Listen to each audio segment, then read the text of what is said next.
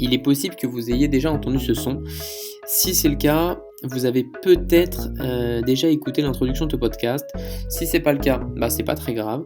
Si par contre vous êtes intéressé pour écouter du football, pour écouter parler de football, du rôle d'analyste vidéo, notamment à l'Impact de Montréal, du football amateur, du foot dans le monde, dans le milieu professionnel, de projets sportifs dans les clubs de football, de voyages, de différences culturelles, que ce soit dans la vie ou dans le foot, entre le Canada et la France, vous êtes dans le bon épisode et c'est notamment ces différents sujets que je vais aborder avec monsieur Maxime Chalier. Donc mon invité, mon interlocuteur, plutôt un ami, parce que je ne sais pas encore, vu que je ne suis pas journaliste et spécialiste, je ne sais pas trop comment appeler la personne avec qui je vais échanger. Néanmoins, je ne vais pas le présenter parce qu'il le fera beaucoup mieux que moi. La seule chose que je peux dire, c'est merci beaucoup à monsieur Chalier. Il a notamment été une des premières personnes avec lesquelles j'ai partagé sur ce projet. Lorsque je lui en ai parlé, d'échanger avec lui, il m'a dit pourquoi pas. Dorénavant, c'est suffisant pour moi pour me lancer. Ça a été un régal pour moi. Ce que je souhaite, c'est vous donner juste un petit conseil avant de démarrer le podcast. Le podcast peut paraître long, et ça va pas être le seul. Donc, si jamais vous démarrez avec les podcasts, n'hésitez pas à entrecouper votre écoute, c'est-à-dire à l'écouter peut-être plusieurs fois dans la journée, une demi-heure par là, une demi-heure le soir, ou alors peut-être sur plusieurs jours. Voilà, c'est le seul conseil que j'ai à vous donner. Ensuite, je vous souhaite une bonne écoute et j'espère que vous prendrez autant de plaisir à écouter que moi, que j'ai eu à échanger avec monsieur Maxime Chalier.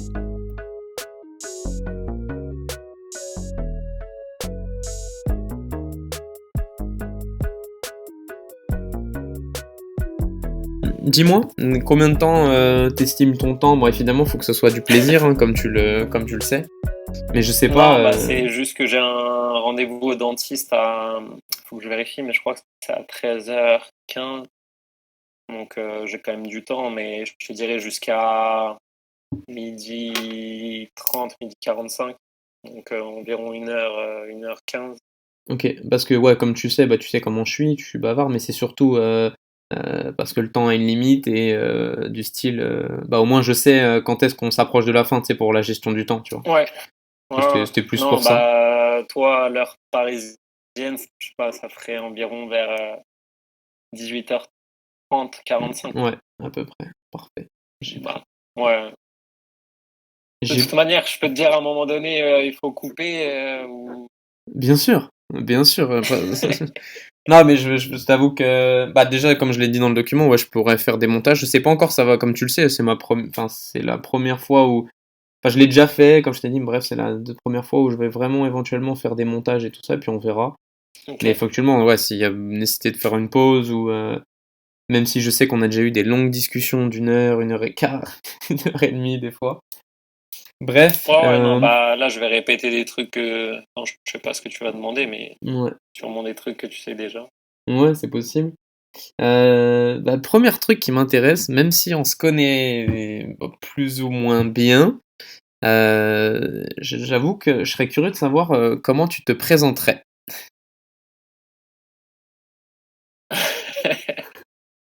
Mais genre présenter actuellement, je sais pas, c'est les questions. Ouais, libre. Vas-y, je sais pas, libre, tu sais, j'imagine et j'espère qu'il y a des gens qui vont écouter ce podcast. Et si t'étais amené à te présenter, comment tu le ferais, c'est libre à toi. Putain, c'est vraiment les questions méga compliquées. On va essayer de faire simple. Donc Maxime Chalier, 30 ans, actuellement analyse vidéo à l'Académie de l'Impact de Montréal depuis un peu plus de 14-15 mois maintenant.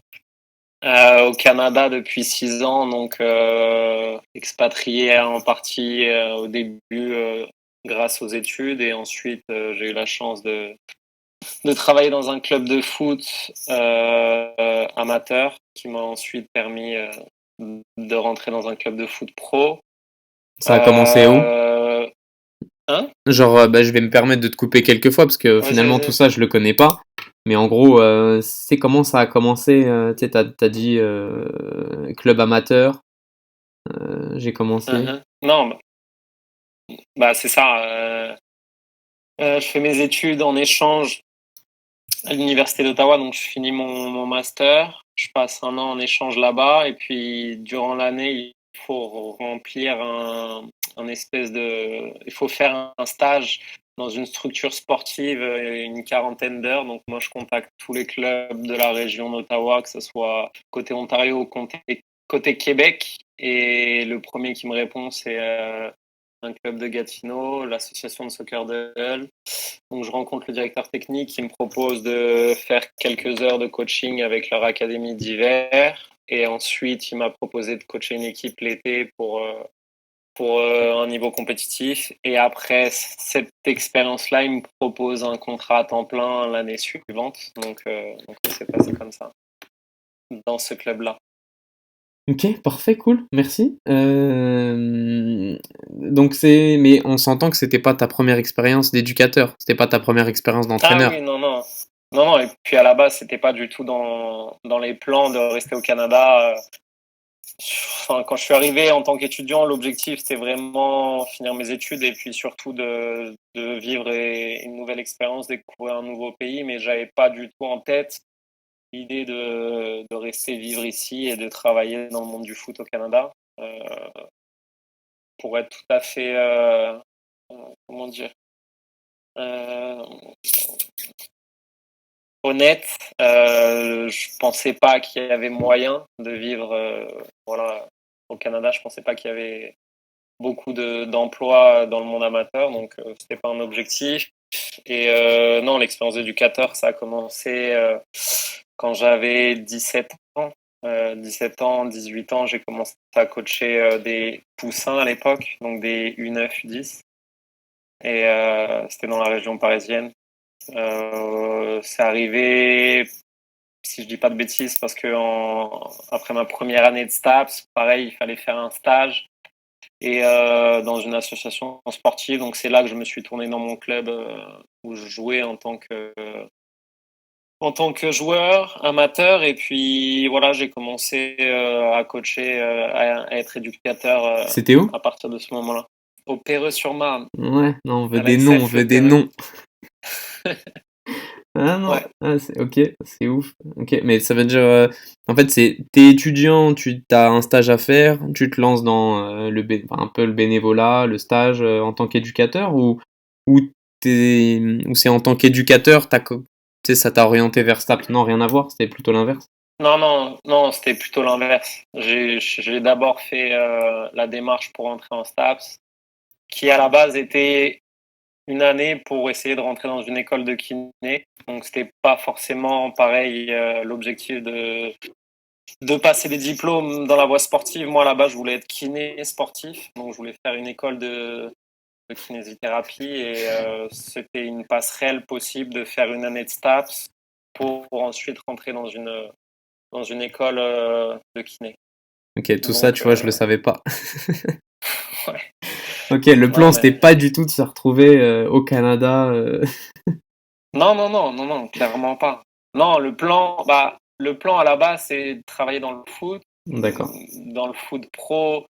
Et donc moi, l'idée, c'était, je sais pas d'où c'est venu, mais j'ai toujours une attirance pour les gars qui étaient kinés. Et je me dis, c'était un moyen assez, peut-être pas simple, mais un moyen peut-être plus rapide de rentrer dans un staff professionnel que en étant coach ou préparateur physique ou d'autres postes. Donc voilà.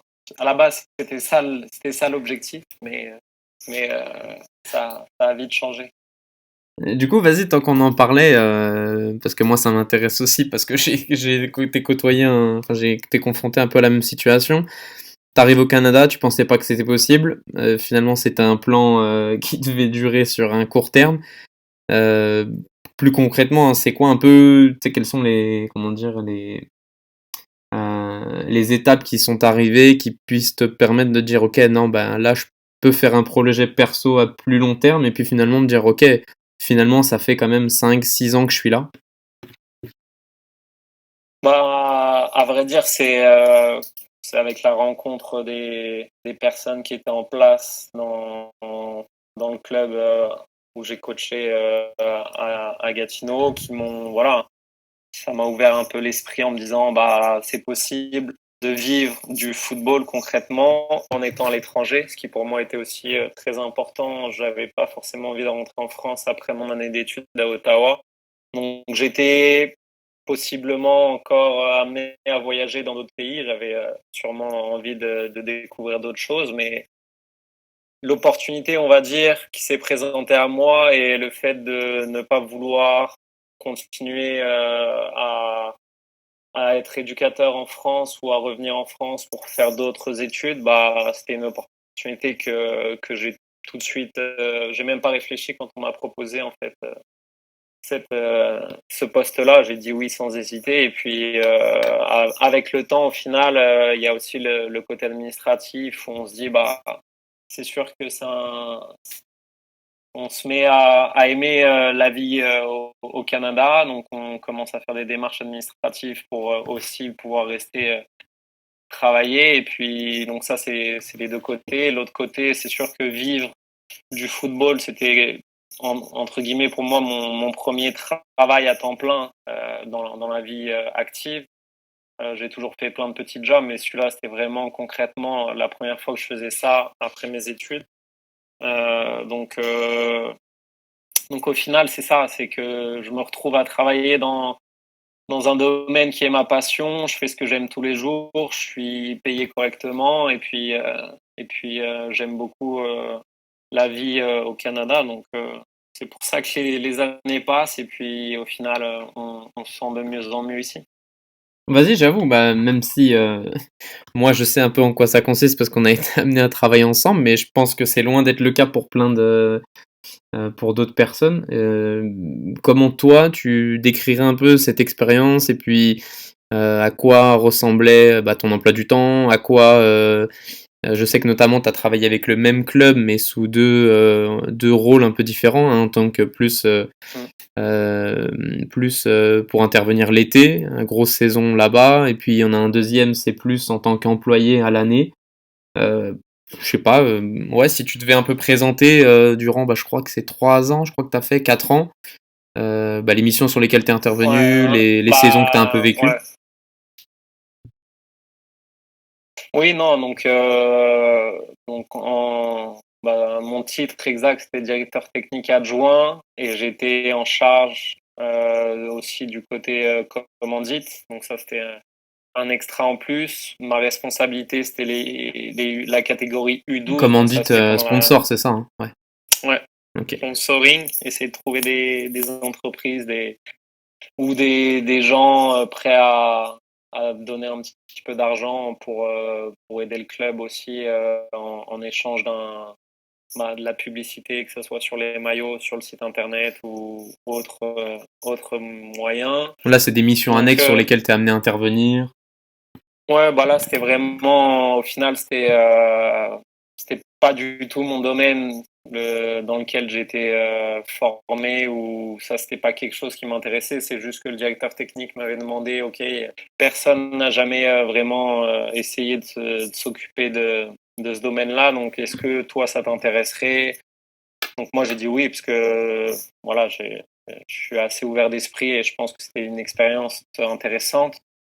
Mais c'est quand même beaucoup de travail, de démarche. Il faut envoyer beaucoup de mails, appeler des gens pour au final peu de réponses positives. Donc au final, c'est pas quelque chose que je referai parce que c'est pas vraiment pas mon domaine de prédilection où je me sens à l'aise, mais c'était une bonne expérience. Et oui, c'était à côté un surplus où j'avais un pourcentage. Si j'arrive à ramener des sponsors en plus, évidemment, ça s'ajoutait, je touchais un petit pourcentage sur les montants potentiels. Ouais, du coup, je t'ai coupé, désolé, mais ouais, c'était plutôt pour faire la petite aparté. Et ouais, tout Mm. ce rôle alors, au niveau foot. Non, mais donc c'est ça, les grandes responsabilités de mon poste, c'était d'avoir, donc, durant la saison été, la grosse saison au Canada, c'est d'être coach, éducateur d'une équipe compétitive Donc ça prend quand même beaucoup de temps parce que c'est 2 à 3 entraînements semaine plus un match le week-end. Ensuite, j'avais moi la responsabilité du secteur U12, donc, qui est l'équivalent d'un petit club en France parce que j'avais sous la responsabilité une dizaine d'équipes de U12 garçons et 6 à 8 équipes filles, donc environ une vingtaine d'équipes, ce qui équivaut à plus ou moins 300-400 joueurs, avec tous les coachs y compris. Donc ça, c'est comme si on était directeur technique d'un petit club ou d'un club normal en France, entre guillemets. Donc ça, c'est on va dire, du tous les jours, de la gestion de suivi d'entraînement, de match, suivi avec les entraîneurs, s'il y a des problématiques avec les parents, suivi au niveau des joueurs à travers les équipes pour monter des joueurs qui méritaient de jouer avec les équipes des divisions supérieures. Donc ça, c'est un suivi vraiment journalier durant toute la saison été. Parce que faut le dire, Tous à les ce soirs, moment-là, sur le terrain. on est dans un contexte où l'été, c'est ça, c'est à peu près entre 1900 et 2000 membres durant l'été dans un même club. Ouais. Alors que toi, Ouais, voilà, c'est ça. c'est important de Ouais. le dire. C'est que c'est une petite partie dans le club, mais quand un club fait 2100 membres, c'est sûr qu'on se remet tout de suite dans la grandeur du Canada, quoi. On se dit, c'est quelque chose quand on vient de France qui nous semble vraiment complètement exceptionnel. Mais au final, ici, c'est normal d'avoir des clubs avec autant de membres. Donc c'est ça, pour revenir après sur mes journées de travail, on va dire que l'été était très chargé parce que en plus de ces deux missions-là, d'éducateur, de superviseur, il y avait aussi la partie stage, donc les camps d'été de fin juin à fin août, donc sur 2 mois, où là c'est quasiment un poste à temps plein tous les jours de la semaine, du lundi au vendredi, où s'il faut animer des camps de soccer. Donc ça, c'est une grosse demande d'énergie aussi. Et ça finit par se transformer sur des semaines avec beaucoup d'heures de travail. Donc on peut avoir des journées où on fait le camp de 7h30 jusqu'à 16h. On a un entraînement de 17h à 18h30 et de 18h30 à 20h, on se retrouve à superviser un match ou un entraînement U12, donc ça fait des longues journées et en plus de ça les week-ends où il faut faire les matchs avec notre équipe compétitive. Donc ça c'est on va dire la grosse journée qui est quand même pas tous les jours, mais qui arrive assez souvent durant la période d'été. Et en contrepartie, bah, c'est certain que l'hiver, l'automne est un peu plus calme, où on se retrouve à faire beaucoup moins d'heures et on n'a plus d'équipes compétitives à coacher. On n'a que des équipes, des entraînements à l'académie, donc qui sont en général 2 ou 3 sessions par semaine. Donc on se retrouve à avoir des journées beaucoup plus calmes, beaucoup plus tranquilles et en général le matin, à part un meeting ou ou peut-être un rendez-vous. On a nos matinées libres et l'après-midi, bah, on va avoir, dépendamment avec qui on intervient, on peut aussi intervenir dans des écoles pour faire du parascolaire ou avec un sport-études pour là être coach, entre guillemets, intervenant extérieur sur la demande du responsable du sport-études. Donc ça, c'est encore des contrats qui sont annexes à celui de mon club, mais c'est ça, une journée, on peut très bien avoir 1h30 un entraînement le soir, comme on peut rien avoir du tout, donc ça c'est vraiment une différence notable là-bas, c'est qu'il y a vraiment les deux saisons pour les joueurs et pour les gens qui travaillent dans le soccer, c'est un petit peu ce sentiment-là. Merci. Et du coup, bon, j'avais envie de te poser plein de questions. Je voulais pas te couper là, comme ça on a une bonne description un peu du rôle, même si bah effectivement c'est on a comment dire, on a survolé un peu plein de points, mais première question qui me vient en tête, Max. Toi qui a côtoyé un peu le football en France, notamment bah, en région parisienne, t'es amené à intervenir rapidement dans une structure bah, au Canada, plus spécifiquement pardon, au Québec. Quels sont en tant qu'éducateur, en tant qu'entraîneur, quelles sont les choses que tu relèves, s'il y avait des comparaisons à faire, ou même pas enfin, pas forcément des comparaisons, mais éventuellement des spécificités du football nord-américain, ou quelles sont les choses comment ton regard évolue par rapport à, c'est ça, toi en tant qu'entraîneur, en tant qu'éducateur? Je dirais la première chose, c'est que sur le terrain, il n'y a pas forcément de différence. Ça reste le même sport, les mêmes règles, voilà, par la qualité des joueurs, mais on reste sur le terrain sur vraiment les mêmes choses. Par contre, la différence pour moi, elle a été à l'extérieur, tout ce qui est l'environnement. Je me souviens des premières semaines où j'entraînais et quand tu arrives sur un terrain et qu'il n'y a pas de vestiaire, tu vois les joueurs qui se changent sur le terrain même.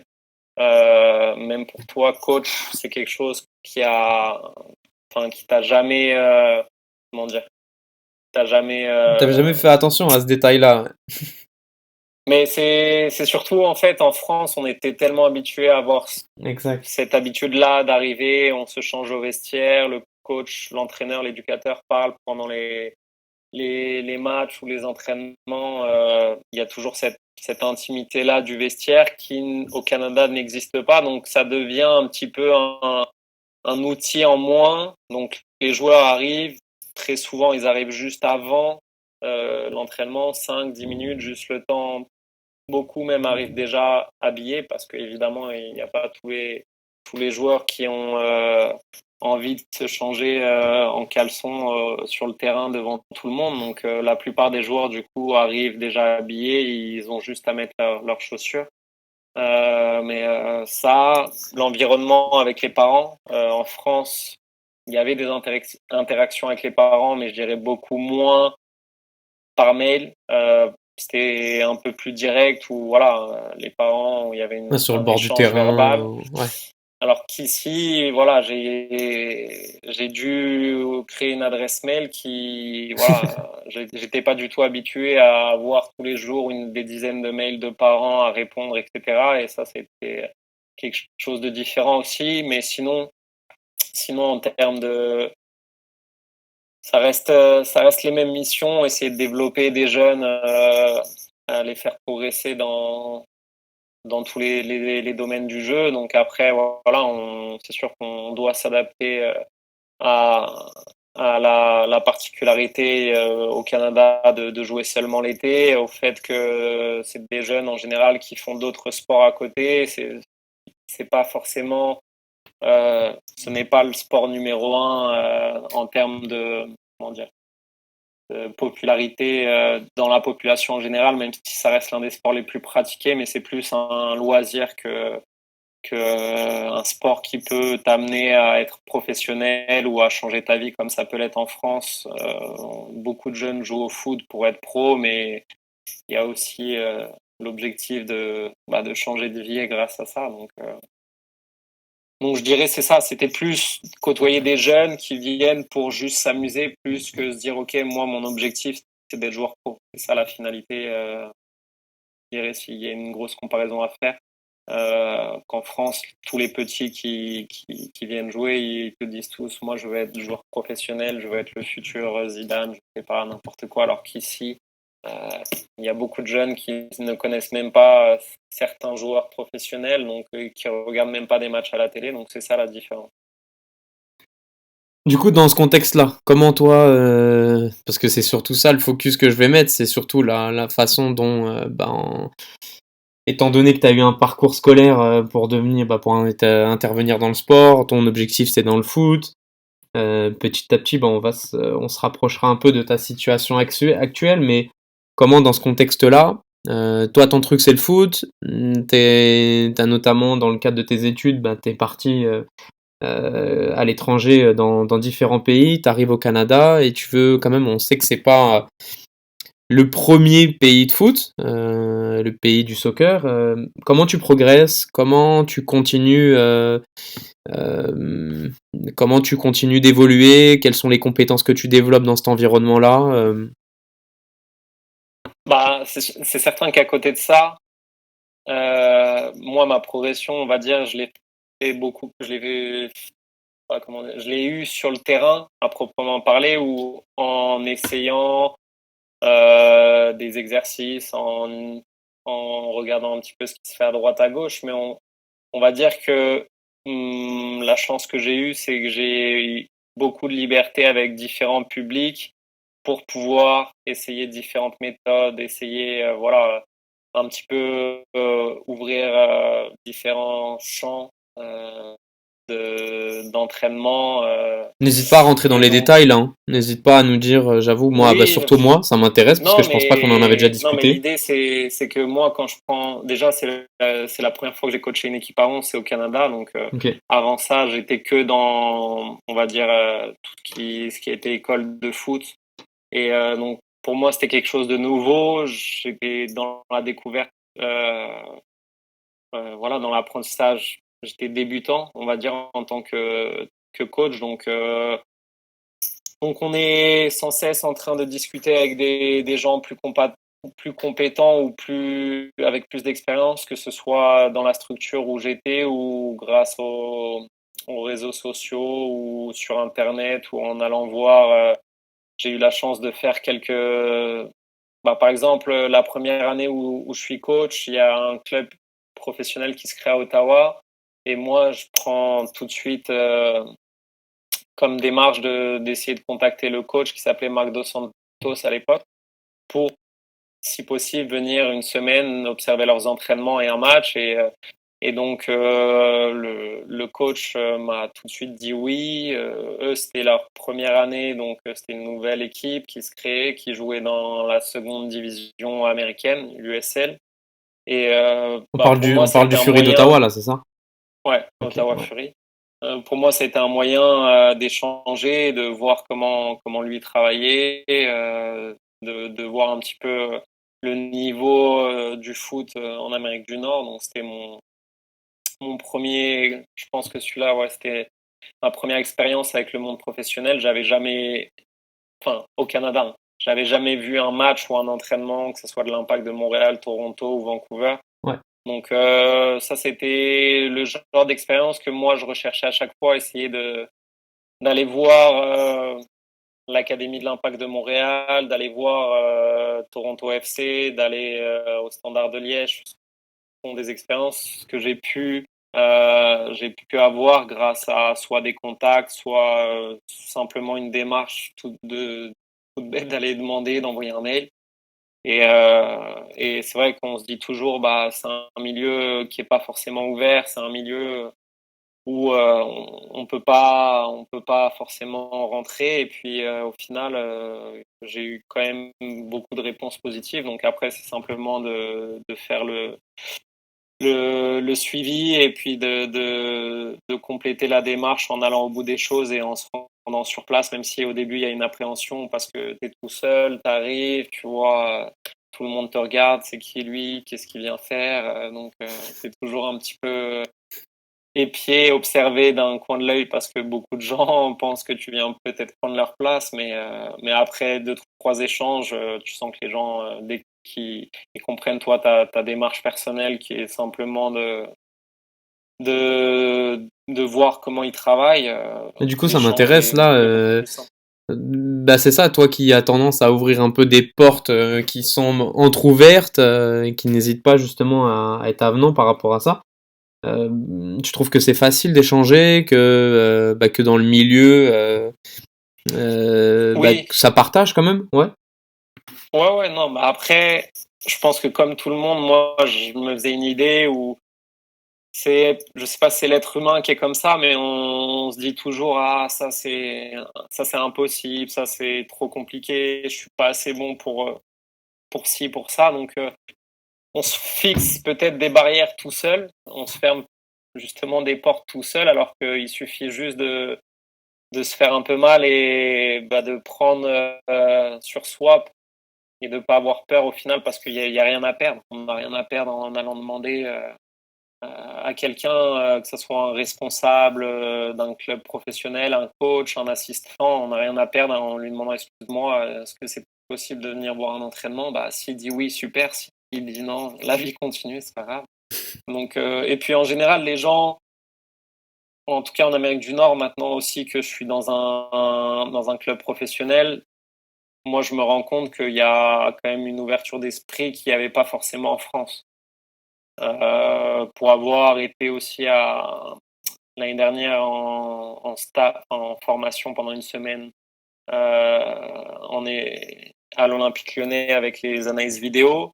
C'est sûr que le fait d'avoir un logo d'un club pro, ça aide. Je pense que si j'étais venu avec le logo de mon club amateur l'année passée, bah, à Lyon, peut-être que moins de gens auraient été ouverts avec moi et beaucoup de gens m'auraient pas calculé. Donc, c'est peut-être, ça dépend de beaucoup de choses, des circonstances, du pays, des contacts, parce que c'est aussi ça, qui t'envoie, qui te donne le numéro, c'est, voilà, il y a un petit peu plein de choses à prendre en considération, mais je dirais que oui, ça reste quand même possible d'échanger avec des gens qui sont ouverts. Il y a des gens qui vont montrer il y a pas possibilité, mais il y en a d'autres, peu importe dans quel pays ils sont et à quel niveau ils travaillent. Je pense qu'il y a toujours moyen d'échanger, de contacter ces gens-là.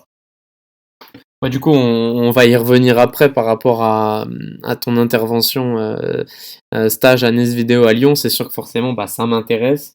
Mais pour rester encore un petit peu dans ce que tu avais dit par rapport à tout ce que tu as mis en place, c'est ça, durant les 4 années, bah surtout 4, non plus même, je dois dire des bêtises, mais Dans euh, 4 ans, c'est ça, ouais. ouais. Vas-y, comment ça se passe? Même, Qu'est-ce que tu mets en place en tant que bah c'est ça, en tant que coach, en tant qu'entraîneur d'une équipe à 11 bah, sur les 4 saisons?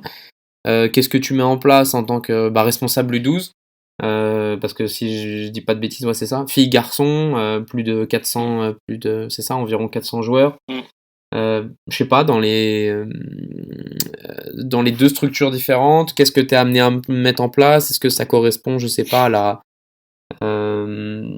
comment dire, à la philosophie du club un peu? Comment ça s'imprègne un peu? Comment ça s'imbrique un peu dans la philosophie du club? Et toi, en tant qu'éducateur, comment tu progresses et comment bah, quelles sont, c'est ça, tes initiatives et qu'est-ce que tu mets en place moi, beaucoup de questions. Je te dirais pour commencer en tant que coach, sur les 3 ans et demi, bah, j'ai eu la chance de coacher des équipes au plus haut niveau compétitif au Québec, donc en triple A, avec toujours l'objectif en général du maintien, parce on avait des effectifs qui venaient juste de monter dans la division supérieure et on avait bah, souvent affaire à des meilleures équipes que nous. Donc ça, la première difficulté, ça a été de rester toujours, comment dire, solide et de pas lâcher, parce que c'est des saisons assez longues, de 24 ou peut-être 28 matchs, je m'en souviens plus. Et on se rend pas compte quand on commence ce genre de saison pour la première fois, mais C'est tous long. les matchs, tous les points comptent et c'est très long. Ouais. C'est très long. Ouais, c'est ça, Beaucoup de c'est matchs à Montréal, beaucoup de matchs à Québec. ouais.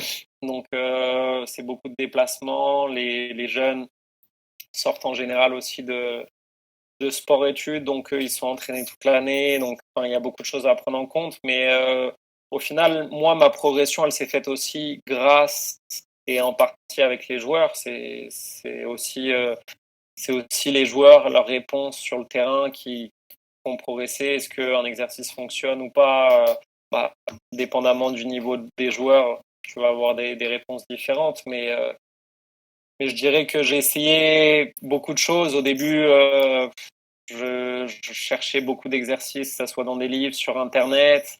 J'essayais de trouver des choses avec lesquelles j'étais plus ou moins à l'aise.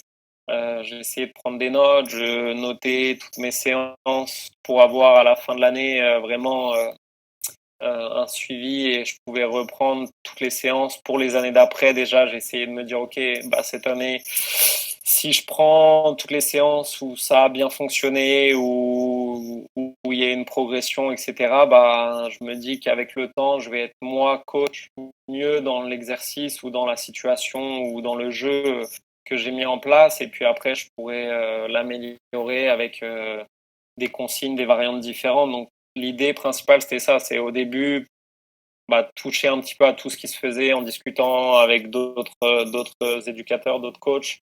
Est-ce que tu as essayé cet exercice-là, sur ce thème-là, etc. Aussi, pour lier ça avec le club dans lequel j'étais, donc qui a changé de nom, mais actuellement qui s'appelle le FC Gatineau, le directeur technique avait mis une politique technique en place qui était que tous les joueurs aient du temps de jeu, donc ça c'était la priorité, mais voilà, d'essayer de faire progresser les joueurs avec le ballon, de proposer des choses simples, mais voilà, on va dire que moi la période où je suis arrivé, je m'en souviens parce que la première formation que je fais à Soccer Québec, ça s'appelait le kick, ça s'arrête maintenant. Donc le kick, c'est dégager des longs ballons devant. Et je sais que nous, dans notre club, on essayait, c'est un petit peu, comment dire, ce que tout le monde veut mettre en place, mais c'est de dire de ressortir de derrière court, de d'avoir la maîtrise du ballon, d'imposer son jeu à l'adversaire. C'était l'idée après le mettre en place, c'est beaucoup plus compliqué, mais voilà, c'est parce que pour revenir à la question de départ, par rapport à cette politique-là, moi j'étais complètement d'accord avec ce que le directeur technique voulait mettre en place d'un point de vue sportif. Et le responsable du 2A, qui était Silver Castagna à l'époque, si je dis pas de bêtises, qui lui aussi avait un petit peu la même vision du foot que moi. Et donc voilà, principalement sur les trois saisons et demie que j'ai coaché des équipes compétitives. Moi, je pense avoir évolué en tant que coach et ça restait un apprentissage constant, peu importe les publics.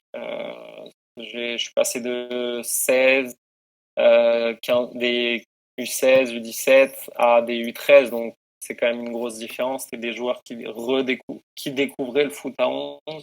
Et c'est sûr que les exercices ou les séances que j'ai pu mettre en place avec un public plus vieux, là, il faut se remettre en question et se dire, OK, là, on descend de 4 ans, c'est des jeunes qui vont découvrir ce que c'est de jouer à 11 sur grand terrain, il y a des grandes différences athlétiques, donc voilà, c'est aussi une remise en question personnelle tous les jours d'être entraîneur. Tous les jours, tous les jours, chaque séance, quand même, il faut être capable de répondre aux attentes de 18, 20 garçons qui viennent à l'entraînement, donc c'est pas simple.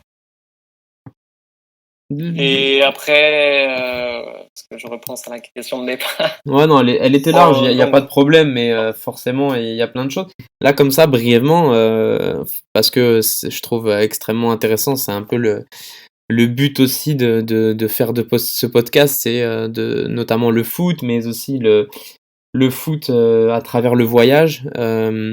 Est-ce que, avec ce que tu as vu et vécu en France, est-ce qu'il y avait des choses qui ne se faisaient absolument pas au Canada, au Québec?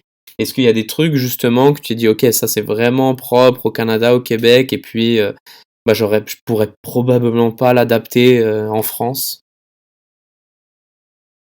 oui, il y en a.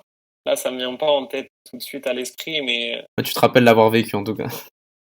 oui, il y a beaucoup de choses où par exemple, des joueurs qui sont dans plusieurs structures différentes, donc qui sont amenés à s'entraîner dans une académie privée, Ah ouais, au exact. Ouais. sport-études régional et à jouer dans un club. Donc, ils sont amenés Les sur une charges, ouais. semaine à avoir,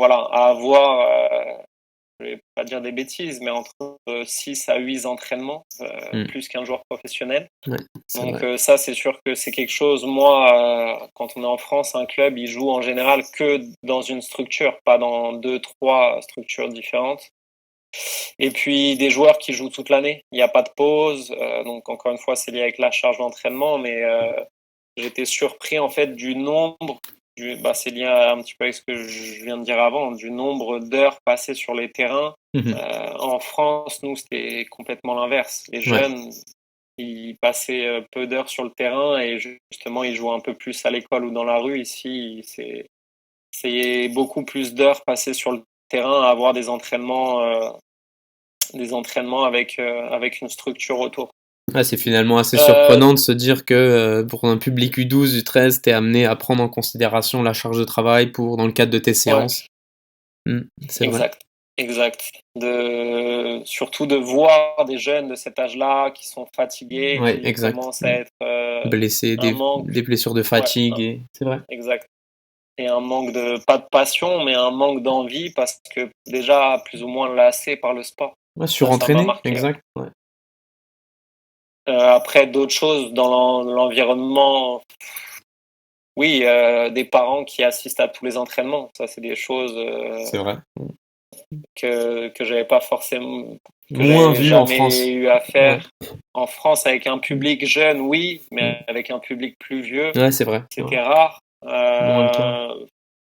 Après, il y a l'environnement, les stades couverts. Ça, c'est quand même quelque chose qu'on a ici au Canada du fait de l'environnement et des saisons et de l'hiver rude. Donc, au début, quand tu fais un entraînement, tu fais un match, et même la première fois que tu rentres dans ce genre de structure de terrain couvert, que ce soit une bulle ou en dur, tu es quand même impressionné C'est et vrai, tu te dis, exact. ouais, c'est quand même Mm, très, très. Enfin, c'est une structure top.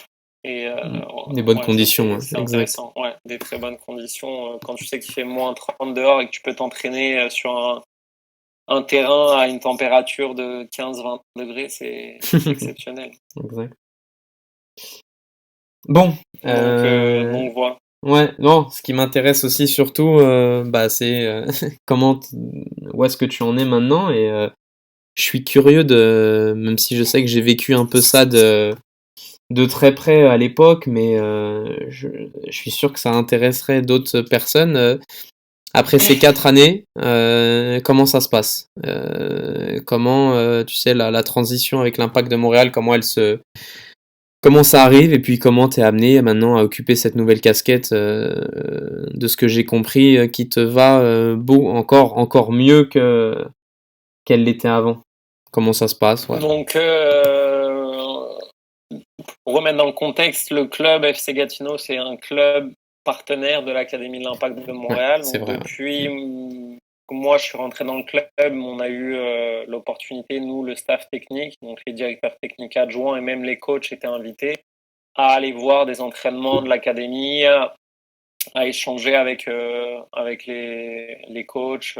Ça, de mémoire, tu y Donc allais quand ça, même assez c'est régulièrement, déjà. ouais, moi c'est quelque chose que, en général, avec le club, le directeur technique, il faisait en sorte qu'on y aille au moins 2 fois par saison, si je dis pas de bêtises. Mhm. Et moi, en plus, j'essayais d'y aller une troisième ou une quatrième fois tout seul pour justement parfaire ma formation personnelle.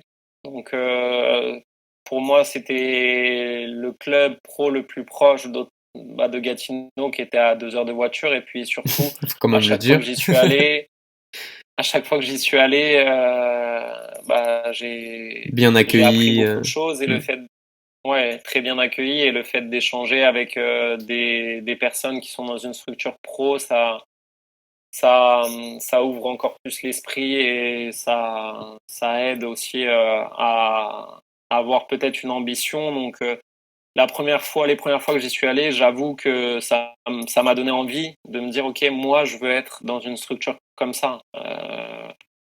Donc voilà, avec le temps, des contacts ont commencé à se nouer. J'ai commencé à sympathiser avec quelques personnes du staff, mais ça, c'est pas du tout ce qui a engendré mon embauche. C'est plutôt au cours d'une présentation. Donc, si je remets dans la chronologie, c'était au mois d'avril 2018, donc l'année dernière, où on y va tout le staff pour assister donc, à une présentation le matin du directeur de l'académie, Philippe Lafroy.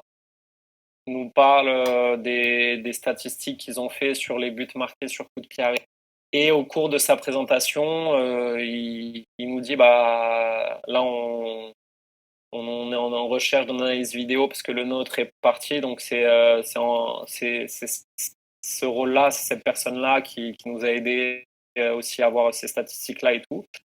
Et donc, moi, je sais pas, la semaine qui suit, je me dis, OK, pourquoi pas. J'avais aussi, si encore je remets dans le contexte à cette période-là, j'avais déjà prévu depuis 6 mois de partir en voyage à l'étranger en septembre 2018. Donc, j'avais déjà prévenu mon directeur de mon club à Gatineau que mon rôle s'arrêterait, que je partirais à cette période-là. Donc, dans ma tête, j'étais déjà plus ou moins ailleurs. Et puis est arrivé ce moment-là. Donc, moi, j'y ai réfléchi. Je suis allé voir la fiche de poste sur Internet. Et au final, je me dis, bah, écoute, j'ai rien à perdre. Je vais envoyer ma candidature au directeur de l'académie pour voir ce que ça donne. Et puis, de toute manière, moi, mon projet dans 4-5 mois, c'est de partir en Amérique du Sud voyager. Donc, voilà, c'était vraiment. Donc, j'envoie un mail avec mon CV, il me répond, il me dit, OK, la responsable des ressources humaines va te contacter. Et Sachant au qu'on final, s'entend, Max, je me permets de te couper, je remets aussi les choses dans leur contexte où dans l'ancien club du FC Gatineau notamment, t'étais celui qui était le plus confronté à la vidéo, que ce soit que c'était de filmer des oui, matchs, que c'était ouais, en ouais. étant coach assistant, je me souviens bien sur l'équipe première en PLSQ, t'étais déjà aussi sur la prise de vidéo, d'analyser certaines séquences, il y avait quand même un certain intérêt pour ce type de rôle dans un staff, si je me souviens bien. Ouais, non, non, c'est vrai. Bah, c'est moi au club. Je pense que à Qui a chaque amené fois qu'il y avait ça? un coach Ouais. qui m'a Mm. demandé de filmer un match à Gatineau, j'avais acheté justement moi personnellement une caméra pour Mm. filmer mes matchs. Trépied y Et compris. pas tous les matchs, mais voilà, les Mm. quelques matchs que j'ai pu filmer à Gatineau, c'est sûr que c'était un début, une initiation à la vidéo. Mm. Et puis, donc, c'est ça, pour revenir à l'embauche, à l'Impact, au final, une semaine après que j'ai envoyé mon CV, je passe un entretien avec le directeur de l'académie et un coach et le recruteur. Et le jour même, donc ça dure 3 heures l'entretien, et en rentrant à Gatineau, il m'appelle, il me dit ah, c'est bon, t'as eu le poste, etc. Donc ça s'est fait en tout et pour tout en 10 jours, je pense. J'ai passé l'entretien un 25 ou 26 avril, et le 4 mai, j'ai été embauché. Et j'ai commencé après un mois plus tard parce que j'avais un préavis dans mon club. Mais ça s'est fait un petit peu sur une opportunité, encore une fois, un concours de circonstances bah voilà, que réserve la vie. Et puis au final, comme j'ai dit tout à l'heure, voilà, j'ai pas pris un risque parce que j'avais pas forcément grand chose à perdre. J'ai juste dit ok, je tente ma chance, j'envoie, et puis ça passe, tant mieux. Si ça passe pas, et ben je sais ce que je vais faire dans 5 mois. Donc voilà, j'ai entre guillemets ouvert une porte, Exact, comme tu as dit tout à l'heure. une nouvelle fois, c'est ça, une porte Non, entrouverte. Je m'en mais souviens, oui, ça oui, m'a c'est. marqué. Te concernant, c'était pas la première fois, probablement pas la dernière, et puis tu rigoles, mais je m'en souviens bien. Bah vas-y, là ça me branche, je me souviens plus avoir posé les questions, je sais qu'on en a déjà beaucoup discuté, mais je me souviens pas avoir posé les questions comme ça. Vas-y, premier plaisir, première difficulté, je suis analyse vidéo d'un club professionnel, j'arrive à l'Impact de Montréal. Soit Ouais, le bah. contexte, tu peux nous l'expliquer, c'est sûr que ça m'intéresse aussi, même si je le connais un peu bien. Mais la partie technique surtout aussi, là, forcément moi ça m'intéresse de savoir un peu, c'est ça. Grosse difficulté, les routines, l'emploi Hmm. du temps, comment toi, je sais que maintenant tu es extrêmement intéressé par ce que tu fais, comment justement tu arrives à alimenter cet intérêt, puis je sais que tu as énormément progressé déjà en plus d'un an et demi, et comment tu as mis ça en place? Non, bah pour revenir, c'est ça, sur la première semaine, c'est sûr que je suis passé un petit peu par toutes les émotions. Donc quand je commence, évidemment, beaucoup d'excitation d'arriver dans un environnement professionnel, pour moi qui viens du monde amateur. Et comme je le dis souvent, et comme je le disais à l'époque, il y a 2 semaines, j'étais encore sur un terrain avec des U12 filles qui sont débutantes, donc sans leur porter offense. Mais c'est sûr que là, je me retrouve à être dans le même bâtiment que les professionnels. Donc je passe dans le couloir et je croise Rémi Garde et je me dis, OK, c'est vraiment la réalité. Et donc tout de suite, je suis mis à contribution. Donc le directeur de l'académie, Philippe Lafroy, qui est aussi coach des U19, me demande le mardi au cours du meeting hebdomadaire que le staff technique de l'académie a, de faire la séance vidéo des U19 le vendredi pour, euh, pour faire un retour sur leur match qu'ils avaient fait le week-end passé à New York. Donc là, j'ai 3 jours pour voir un match que que j'ai pas vu, voir un match, apprendre à connaître les joueurs, à savoir qui est qui et à présenter le vendredi devant des joueurs que je connais à peine Et et te de faire une familiariser séance avec vidéo. les outils aussi, ouais. Ouais, c'est ça. Et de faire une séance vidéo avec un logiciel que je connaissais pas depuis, avec lequel j'ai jamais eu l'occasion de travailler. Donc, ça a été beaucoup, Avec beaucoup lequel là tu de. travailles? Quand je suis arrivé, c'était avec SportsCode. Ok. Donc, c'était le logiciel qu'avait l'académie. Mhm. Et c'est un logiciel qui est, je pense, le plus utilisé dans le monde professionnel Mhm. et le plus reconnu. Donc c'est ça, c'est découvrir un petit peu tout cet environnement-là. Aussi, j'avais accès à Instat, qui est une base de données avec tous les clubs du monde et tous les joueurs, où il y a aussi l'analyse de nos matchs de l'académie. Ça, faut On avoir un avait un accès accord. particulier, je pense. Oui. Ouais, c'est Ouais. un accès privé payant. D'accord. Donc l'académie Il faut être un club pour avait pouvoir tout l'avoir? simplement payé. Non, non, non. D'accord. Tu peux être un Toi, tout le particulier monde, ouais, tout le monde peut y avoir accès. Après, à tu condition de payes en payer. Ouais. fonction de ton accès. Donc, nous, par exemple, on avait dans notre accord un accès sur 5 clubs professionnels qui avaient été choisis par le staff technique. C'était Barcelone, Liverpool, Manchester City, Paris Saint-Germain, Atlético Madrid. Donc ça me permettait à moi d'avoir accès à toutes leurs statistiques, toutes leurs vidéos. Je pouvais récupérer tous leurs matchs, etc. Donc c'est un outil incroyable où tu Pourquoi pas peux plus de clubs? passer des heures et des heures parce que c'est payant. D'accord, ok. Tu peux avoir accès Parfait. à toute une ligue, tu peux avoir accès à toute la base de données, mais chaque En partie plus, supplémentaire d'accord. est payante. Ok. Chaque match que toi tu veux analyser, que tu leur demandes d'analyser, Ok. ça coûte cher. Donc ça, c'est des outils dans le monde amateur qu'on connaît pas et que voilà, pendant une semaine, j'ai dû me familiariser avec plein de choses que je connaissais pas, avec tout l'environnement, tout le staff, tous les joueurs. Donc oui, beaucoup d'émotions. Moi, j'ai aussi eu la chance d'arriver dans une période où c'était la fin de saison, donc la partie un petit peu des playoffs, etc. Et moi, j'avais demandé dans l'entretien si c'était possible de faire les déplacements avec les équipes, sachant que pour remettre dans le contexte, les équipes de l'Académie L'Impact de Montréal jouent dans la Ligue nord-américaine avec toutes les académies MLS et les académies privées. Donc, ils se retrouvent à jouer 95% de leur temps aux États-Unis et à faire des longs déplacements. Donc moi, la semaine où je commence, le week-end suivant, il y a le déplacement à Philadelphie. Donc là, je suis comme un gosse de partir la veille. On fait le déplacement en bus dans des conditions que voilà, moi j'avais jamais connues. Tu arrives à l'hôtel la veille, tu as ta chambre, tu manges, tous les joueurs sont ensemble. Le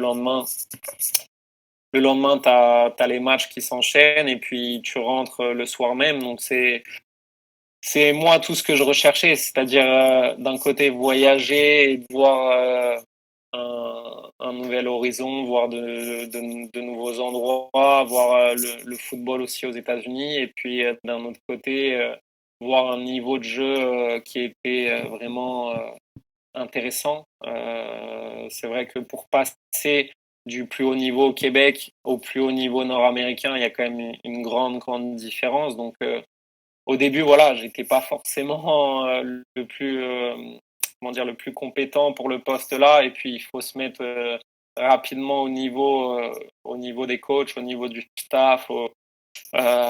Faut tout de suite comprendre le vocabulaire utilisé, il faut comprendre aussi les principes de jeu, toutes les situations. Donc il y a beaucoup d'informations à prendre, et donc moi, pour finir rapidement, je commence si je dis pas de bêtises, fin mai, le 28 mai, et je me retrouve donc à partir avec les équipes au play-off mi-juin à San Diego pendant 10 jours. Et j'ai la chance, donc là, mon rôle précisément, c'est de faire que de l'analyse d'adversaires. Donc moi, j'ai accès à toutes les vidéos des équipes américaines. Et donc là, je me retrouve à faire l'analyse d'adversaires, ce que j'avais jamais fait auparavant. Et donc c'est quelque chose où, voilà, je pense que j'ai pris du plaisir, parce que même si je dormais pas beaucoup, et ça reste que je regardais beaucoup de foot, et puis j'ai essayé de mettre le plus de mes compétences footballistiques pour aider les joueurs et le coach. Donc c'est ça, et au final on se retrouve à partir en demi-finale avec les U17. Donc on revoyage à Kansas City 2 semaines plus tard. Donc en un mois, j'avais déjà fait quasiment 15-20 jours à voyager avec les jeunes. Et c'est sûr que j'étais pas je vais pas dire dans un rêve, mais j'étais comme un gosse, quoi. Donc c'était une période exceptionnelle, et voilà, avec le temps, comme tu l'as dit, on se rend pas compte, mais tous les jours on rencontre des problématiques qui nous font progresser, on échange, et le fait de pouvoir être moi en tant qu'analyste vidéo avec différents coachs, parce que j'ai la chance d'être avec les 4 équipes, pardon, de l'académie. Donc je peux prendre un petit peu ce que j'ai envie de chaque coach, je peux me servir de ça pour ensuite le réutiliser moi dans mon domaine de la vidéo. Et donc c'est ça, c'était pour moi aussi l'idée, c'était d'essayer d'être le plus utile possible sans trop me perdre. Donc voilà, un petit peu les débuts. Je vais le couper ce passage-là, Max. Combien de temps il te reste là? 30 minutes. Oh, on est large! On est large. Ok, parfait, cool. Bah vas-y, je voulais pas t'arrêter parce que t'as dit rapidement, j'avais cru que t'étais sur la fin, mais c'est pour ça que je te demande. Mais je couperai là, cette partie-là, y a pas de problème. Oh, y a pas de souci. Vas-y, rentrons un peu plus dans les détails, parce que c'est ça que j'aime bien.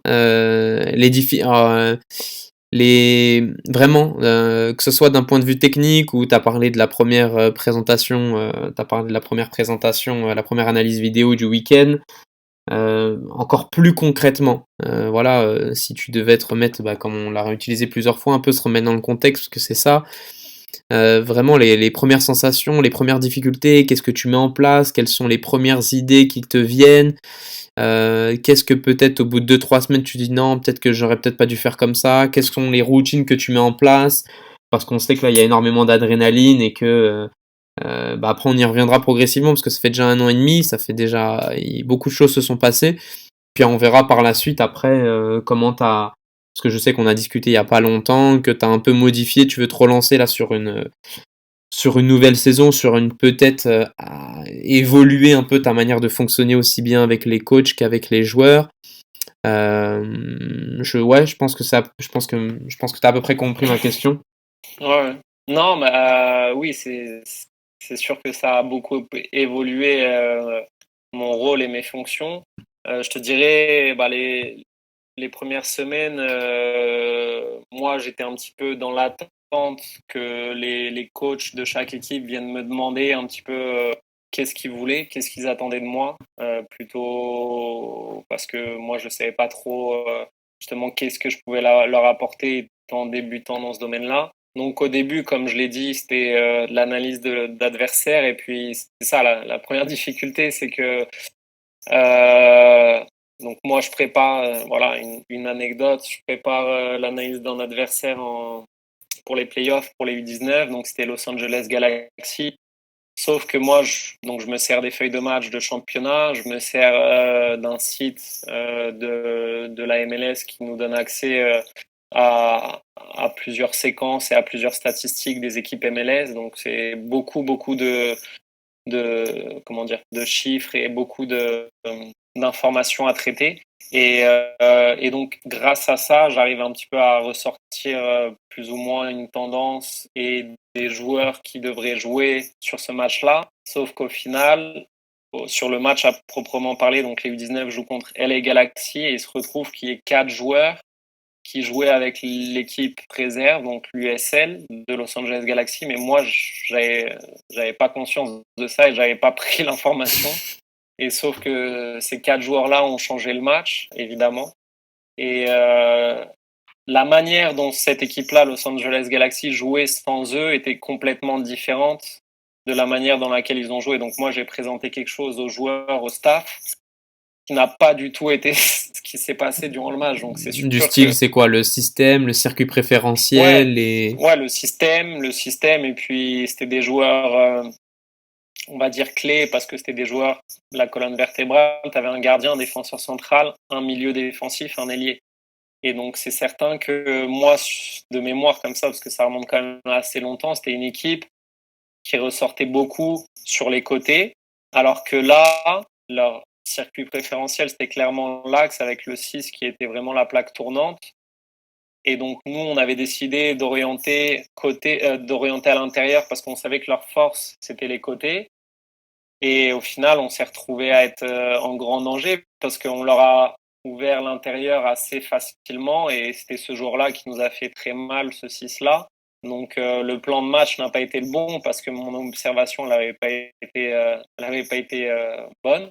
Mais ça, c'était au bout de 3 semaines. Et c'est sûr que quand tu finis le match et tu perds 4-0, bah, moi, c'est sûr que j'avais pris le poids de la défaite sur mes épaules, même si c'est aussi la responsabilité de tout le monde, bien sûr. Mais c'est sûr qu'après 3 semaines, tu te prends une grande claque dans la bouche et tu dis, ah ouais, là, c'est sûr que les attentes sont élevées et t'as pas le droit, entre guillemets, pas à l'erreur, mais il faut vraiment bien faire tes recherches, bien faire ton travail. Donc ça, c'était au début. Après, la saison suivante qui a commencé, 2018-2019. Mais du coup, attends, je te coupe. Comment tu réagis par rapport à ça? C'est-à-dire, vas-y, on est à 3 semaines. La semaine d'après, comment ça se passe? Est-ce que tu rectifies le tir? Est-ce que... En fait, j'ai la chance de tout de suite, on a un autre match. Donc, j'ai pu enchaîner. C'était pas un match entre guillemets déterminant comme si c'était une élimination. Donc il y a eu d'autres matchs par la suite, mais c'est sûr que le soir même c'était pas bien, mais voilà, comme j'ai dit, j'ai la chance après qu'il y ait eu d'autres matchs qui se sont enchaînés pour passer à autre chose. Mais ça a été ça a été une expérience malheureuse sur le moment qui a été très productive en termes d'apprentissage, entre guillemets. Donc voilà, comme on dit souvent, l'échec permet d'avancer. Donc ça, c'était un des gros échecs du départ. Et donc voilà, après la suite, donc sur la saison, ma vraie première saison, donc j'avais pas vraiment une approche précise. Parce que là, oui, la saison est différente, c'est ça. Quand t'arrives, toi, mois de juin, c'est la fin de saison. Exact, ok. Contrairement à l'ancien club qui était de mars à septembre, octobre, là, le Impact de Montréal s'est ajusté sur un autre calendrier. Comme en Europe. Ok, c'est vrai. C'est de août à juin. Exact. Donc c'est vraiment les mêmes saisons qu'on peut retrouver en Europe. Et donc voilà, la seconde saison, donc je me dis ok, moi mon rôle c'est d'être avec un petit peu tous les coachs et d'essayer de plus ou moins implémenter. Comment dire, pas implémenter, mais tu couperas ça. Intégrer. De plus ou moins, mettre en place la vidéo avec toutes les équipes, d'éduquer un petit peu les joueurs à ce qu'ils aient vraiment la volonté de regarder leur match et d'en tirer des choses, que ce soit positives ou des choses à progresser, à améliorer.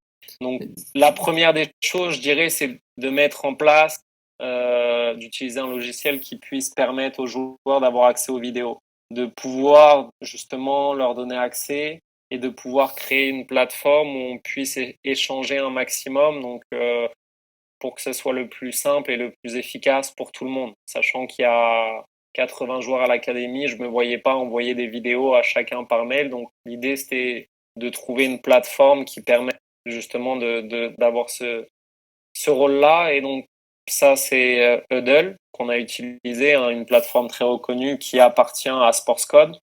Et donc ça, c'est une plateforme géniale pour moi parce que Les joueurs avaient accès.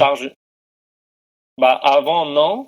D'accord. Mais moi, je leur ai donné accès. Et donc, quand je mets une vidéo en ligne, je la partage avec qui je veux. Je peux mettre des commentaires, je peux discuter. Et donc, ça permet d'avoir un accès à tout le monde, en fait, que ce soit au staff, aux joueurs, aux vidéos, sur leur application mobile, donc sur le téléphone, sur la tablette ou sur leur ordinateur.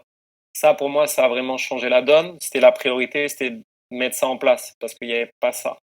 Ensuite, ça a été bien de accueilli mettre en place. parce que je pose la question, il n'y avait pas forcément d'analyse vidéo, surtout à la structure jeune. Est-ce que facile, bien accueilli Ouais. D'accord. Ouais, non, c'est sûr que ça a été en tout cas, les joueurs ont été très, très réactifs. Et quand il n'y avait pas une vidéo qui était mise à jour, par exemple, ils jouaient le samedi et que le mardi matin, ils avaient toujours pas reçu la vidéo, tout de suite, ils me demandaient, coach, pourquoi il n'y a pas quand est-ce qu'il y aura la vidéo sur Hudl? Ok, les nouvelles générations joueurs, un peu. Oui, Ouais. Friand un peu de ça, d'accord. Une génération très, très, très demandeuse d'images et pourquoi qui adore ça. Vraiment. Pourquoi? Pour se mettre en lumière, pour se remettre en question, pour peaufiner, pour ajuster? Je pense que tout le monde, enfin, moi le premier, j'aime voir en tant que joueur, j'aurais adoré voir mes matchs. D'accord. Donc pour s'évaluer, je pense que pour s'auto-évaluer, pour revoir peut-être une action ou un but, en général, ça c'est quelque chose qu'ils aiment, ou un dribble ou quelque chose qui les a marqués sur le match. Nous, justement, le staff, on essaye de les pousser à pas regarder que leurs highlights, entre guillemets. On les questionne sur d'autres choses, on leur demande par exemple de regarder à telle minute comment ils évaluent le positionnement de leurs partenaires sur leur ligne, s'ils sont défenseurs centrales, comment ils évaluent l'alignement de la ligne défensive, on essaye de les allumer sur des petites choses un peu plus collectives que seulement individuelles. En groupe, pour qu'ils apprennent. En one-one Le coach collectivement, il peut l'adresser à tout le monde. Et puis moi, plus individuellement, oui. Plus individuellement. Quand, par exemple, donc là, je vais enchaîner sur donc la saison, pour faire bref, la saison 2018-2019. Donc, j'avais pas vraiment d'idée en tête. Moi, l'objectif, c'était d'aider un petit peu tous les coachs. Et j'étais un petit peu là en fonction des demandes de chaque entraîneur. Donc, il y a des coachs qui m'ont plus ou moins utilisé. Il y en a qui m'ont beaucoup utilisé parce qu'ils étaient très friands de vidéos. Donc, j'ai beaucoup plus travaillé avec certaines équipes que d'autres. Et à la fin de la saison, j'ai fait le constat. Je me suis dit, OK, la problématique, c'est que oui, je suis tout seul, mais la priorité, c'est pour moi de travailler en priorité avec les joueurs qui sont plus près de signer pro, donc les joueurs U19, et petit à petit de descendre. Donc l'année dernière, par exemple, j'avais travaillé beaucoup plus avec les U17 qu'avec les U19. Et pour moi, je me sentais pas forcément efficace, ou je me sentais pas avoir apporté quelque chose vraiment de plus aux joueurs, en me disant ok, à la fin de l'année, tel joueur a vu ça, tel joueur a appris ça, tel joueur a, je sais pas comment expliquer, mais je pense que j'ai pas apporté suffisamment, en tout cas, moi c'était mon constat, aux joueurs, que ce soit de manière individuelle ou collective, pour me dire que je veux travailler de la même manière la saison prochaine. Donc après, c'était une saison de découverte. Moi, j'étais débutant, je connaissais pas le championnat, je connaissais pas la structure, donc je me voyais mal dire ok, je vais faire ci, ça, sachant que j'avais zéro expérience dans le domaine. Tandis que là, à la fin de l'année, j'ai dit ok, non, moi, je pense qu'en étant tout seul, vaut mieux que je laisse le collectif au coach, sachant que je peux pas travailler avec toutes les équipes tout le temps. Donc, si je fais collectif, je dis au coach, bah, ok, une semaine, je suis avec les U19, la semaine d'après U17, la semaine d'après U15. Mais c'est-à-dire que pendant 2 semaines, je travaille pas du tout avec les U19. Et donc, j'ai aucun suivi sur la durée. Donc, pour moi, il n'y a pas d'utilité. Donc, cette saison, j'ai fait le choix de travailler, moi, de manière individuelle, où je rencontre plus les joueurs sur des meetings individuels ou par petits groupes, que ce soit par ligne. Je prends par exemple tous les joueurs défensifs, les défenseurs U17, U19, et on discute de l'alignement, comme je parlais tout à l'heure, sur la gestion de la profondeur, du positionnement pour sortir de derrière, dépendamment des animations qu'on a à l'académie, etc. Et donc ça, c'est des choses que moi, je veux mettre en place parce que je me suis dit, OK, et après avoir discuté avec tout le staff, hein, c'est pas seulement ma décision, mais c'est en ayant eu une discussion collégiale, entre guillemets, on est une académie, donc notre objectif, c'est de développer des joueurs. On n'est pas tout de suite dans l'objectif de résultat. Notre objectif, c'est vraiment le développement. Et si l'analyse vidéo, il s'occupe de faire l'analyse des adversaires, bah, concrètement, l'objectif, c'est le résultat. Il y a une perte de temps. Je veux dire, si je passe du temps plus à regarder l'adversaire qu'à regarder nos matchs et à passer du temps avec nos joueurs, c'est que on n'est pas là pour développer nos jeunes. Donc moi, c'est ce que j'ai dit. J'ai dit l'analyse de l'adversaire, je veux plus en faire. C'est une perte de temps, en tout cas, pour le développement de nos jeunes. Donc c'est à partir de ce constat-là que j'ai dit que je voulais vraiment faire un suivi individuel et que je voulais rencontrer beaucoup plus les joueurs, avoir un contact récurrent toutes les semaines, tous les mois avec le plus de joueurs possible, tout en priorisant les U19, ensuite les U17 et les U15, eux qui sont, on va dire, ceux qui commencent vraiment à travailler avec la vidéo, sachant que les U14, le seul travail que je fais avec eux, c'est juste de leur partager les vidéos. Et c'est le coach Eduardo Sebrango qui travaille beaucoup aussi avec la vidéo, qui s'occupe tout seul de présenter ça à ses joueurs. Comment tu... Ouais, du coup, tu as parlé de suivi avec les joueurs. Comment tu le matérialises? J'imagine que c'est sur la saison. Ouais, donc le suivi, là, par exemple, la saison a commencé au mois d'août, fin août, le premier match. Donc moi, déjà, la première chose, c'est j'essaye, dès que je peux, de coder le match en live pour éviter de perdre, pas de perdre du temps, mais éviter de devoir regarder le match à nouveau. Comme ça, c'est un gain de temps. Je regarde le match et je suis déjà en train de découper le match. Et donc, j'ai mes fenêtres de codification avec tous les joueurs. Pendant le match, hein. Ouais. Oui, pendant le match. Pendant le match, donc à domicile, je filme et je code en live. Et à l'extérieur, je ramène mon ordinateur pour aussi coder en live. Donc, comme ça, dès que je récupère la vidéo, j'ai déjà les séquences découpées. Et donc, du coup, le lundi, mardi matin... On s'entend que ça, c'est quelque chose que tu faisais pas au début. Hein. Non. Oui, non, ça, c'est quelque chose, évidemment, que j'ai appris, par exemple, en allant à Lyon pendant une semaine ou en échangeant avec les analyses vidéo. J'ai vu leur méthode de fonctionnement, comment ils utilisaient le logiciel. Et ça m'a apporté énormément. En une semaine, j'ai appris beaucoup de choses. Et d'ailleurs, ce qui est super, c'est que je continue à entretenir cette relation. Donc, on continue à discuter, OK, quel logiciel tu utilises, que ça soit pour, par exemple, faire des dessins sur une vidéo, quel matériel pour filmer les matchs, quelle nouvelle technologie, etc. Donc, c'est des échanges qui permettent aussi, dans le domaine de la vidéo, de se tenir au courant. Mais voilà, pour revenir à la question de départ, c'est ça. J'ai créé tout simplement des fichiers individuels sur des dossiers individuels sur l'ordinateur et à chaque fois, chaque match, je découpe des séquences et ensuite je les range dans ces fichiers-là et dès que je rencontre un joueur, je récupère toutes les vidéos facilement.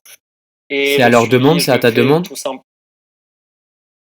Non, c'est moi, D'accord. la demande du staff. Donc, par exemple, moi, je propose au staff, on a des meetings toutes les semaines.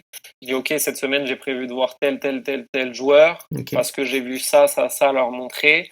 Mais ensuite, évidemment que les coachs vont me dire j'aimerais que tu vois tel joueur parce que sur ce match-là, ça n'a pas été. Donc oui, les coachs, évidemment, m'orientent sur des joueurs, mais moi, j'ai la chance, et vraiment ça, j'en suis conscient, de dire que j'ai une pleine liberté de faire un petit peu que j'ai envie de faire. Après, là, je dois mettre en place une planification sur un petit peu ce que je t'expliquais, le travail par ligne. J'appelle ça des packs défensifs, pack milieu de terrain, pack attaquant. Ou sur la saison, ça va être déjà prévu à l'avance. Par exemple, au mois de novembre, je vois les milieux de terrain pour aborder, je sais pas, j'ai pas encore tout mis en place, mais ah oui, la prise d'information sur des choses comme ça. C'est ce que je dois finaliser là, mais ça prend beaucoup de temps de mettre en place un peu une planification vidéo. Ce serait ça le type. Donc, pour avoir justement un suivi sur l'année et de dire, OK, eux ont vu ça, ça doit être maintenant acquis. Si ça l'est pas, on peut faire le suivi. Donc, c'est grâce à ça. Et on utilise aussi une plateforme qui s'appelle Exaduo. Donc là, c'est une grosse plateforme qui regroupe tous les domaines, que ce soit administratif, technique, médical, etc. Et donc, tout le monde a accès à ce que, par exemple, une thérapeute fait avec un joueur. Donc moi, si je vais dans le dossier d'un joueur, je sais que lui, il a eu telle blessure, il est traité comme ça, il revient au jeu comme ça, il a joué tant de minutes, etc. Et donc, dans la partie vidéo, pareil, les coachs voient, OK, tel joueur, par exemple, a une séance vidéo avec Max sur son positionnement, sur son repli défensif, sur sa prise d'information. Et donc, ça permet d'avoir un suivi sur la durée pour savoir qu'est-ce qui a été adressé aux joueurs, si oui ou non il y a eu une progression, et si oui ou non il faut pas s'en séparer, mais ça permet aussi comment dire, de faire un suivi de performance des joueurs, de voir ceux qui progressent, de voir ceux qui sont performants, etc. Donc, encore une fois, c'est en plein développement, c'est tout nouveau, donc ça, je ne sais pas si ça va être plus fonctionnel. On fera le bilan à la fin de la saison. Mais jusqu'à maintenant, par exemple, si je remets ça dans le court terme, là, la semaine dernière, j'ai rencontré 4 joueurs, et c'est des échanges que j'avais pas l'année dernière parce que j'avais pas forcément le temps. C'est-à-dire? Des échanges que moi je trouve beaucoup plus... De quoi, c'est-à-dire? Oui, non, les échanges. Ouais, non, vas-y, tu peux y aller. C'est des échanges qui sont vraiment super instructifs parce qu'on est seul avec le joueur, ça dure une trentaine de minutes, on monte des images. Un seul joueur, et une trentaine de minutes? Ouais, D'accord. c'est ça. Donc, si tu veux, moi, l'objectif que je me suis fixé cette année, c'est qu'il y ait trois meetings minimum comme ça avec les joueurs U19, 2 avec les U17, 1 avec les U15. Et avec les Par semaine, U19, par mois? non, par saison. D'accord, ok. Donc, ça peut paraître peu, mais sachant que je suis tout seul et que j'ai 60 joueurs Ouais, à bah voir, je oui, peux bien pas sûr. dire. Donc, après, ça, c'est des meetings, si tu veux, qui sont un peu moins fréquents. Mais après, il y a des meetings qui sont un petit peu chaque semaine où là, je vais voir un joueur dans le vestiaire, je lui montre avec mon ordinateur, je lui montre 3 séquences et voilà, ça dure 4-5 minutes. Donc, il y a des meetings formels et informels un petit peu. C'est ça la différence entre les deux, si tu veux. D'accord, ça, Et... ouais. Si on devait parler d'une rencontre, parce qu'à un moment donné, tu as dit par exemple un coach, il souligne un point qui n'a pas été en match.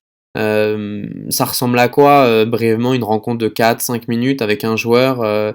Est-ce que c'est justement pour aborder justement tout ce qui n'a pas été pendant le match, ou depuis une semaine, ou c'est, Ouais. je sais pas. Non, ces rencontres-là, on va dire informelles, qui sont du day-to-day, genre en fonction vraiment du match du week-end, où le coach fait un bilan du match, et là, après en avoir discuté, il me dit j'aimerais que tu montres ces 2-3 séquences à ce joueur-là. Donc ça, c'est vraiment des bilans, on va dire, hebdomadaires, où on essaye de corriger sur le court terme ce qui n'a pas fonctionné. Après, moi, dans les meetings formels de 30 minutes et plus, là, j'essaie justement d'avoir une vidéos de 7-8 minutes qui regroupent des grosses tendances. Donc, je sors par exemple 3, 4 peut-être phases de jeu ou que ce soit des domaines techniques ou tactiques qui, selon moi, sont importants pour ce jeune-là et qui n'a pas encore soit acquis ou qui doit progresser encore plus ou qui le maîtrise. Ça peut être du renforcement positif Ah, aussi. d'accord, parfait, excellent. Donc c'est ça la différence un petit peu entre les deux sortes de meetings. C'est des meetings par rapport au match de la veille ou des meetings sur les 6-7 premiers matchs de la saison pour voir s'il y a une tendance. Ok. Moi, il y a un truc il y a une question qui m'intéresse, mais ça, c'est un regard très novice et je t'avoue que je n'avoir jamais posé la question.